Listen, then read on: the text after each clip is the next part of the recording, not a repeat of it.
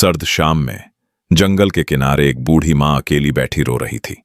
उसे उसके बेटे और बहू ने घर से निकाल दिया था, जबकि उसी मां ने मजदूरी करके उसे बड़ा किया था और एक हादसे में उसकी आंख खराब होने पर अपनी ही आंख देकर उसे रोशनी दी थी। पर बेटा बड़ा होकर उसकी सूरत से नफरत करने लगा और आखिरकार उसे घर से निकाल दिया। कई दिनों की भटकन के बाद वह एक पेड़ के नीचे बैठी थी, तभी एक घायल नाग उसके पास आया। डरने के बजाय बूढ़ी मां ने उसे दूध पिला दिया। नाग ने कृतज्ञ होकर कहा कि आज से वह उसका बेटा है और उसकी रक्षा करेगा।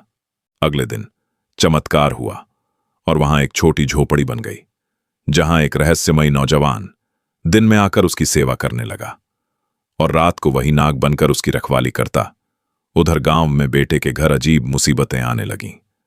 फसलें खराब, काम बंद और एक रात उनका बच्चा भी गायब हो गया।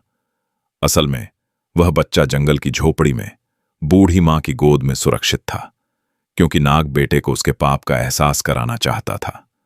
जब गांव के एक संत ने बेटे को बताया कि यह सब उसकी मां को ठुकराने की सजा है, तो उसका दिल टूट गया और वह रोता हुआ जंगल पहुंचा।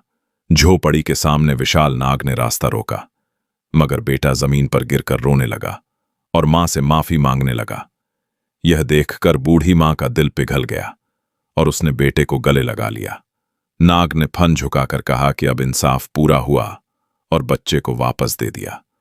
उस दिन के बाद बेटा अपनी मां को घर ले गया और जिंदगी भर उसकी सेवा करता रहा, क्योंकि उसे समझ आ गया था कि दुनिया में सबसे बड़ा सहारा मां का दिल होता है।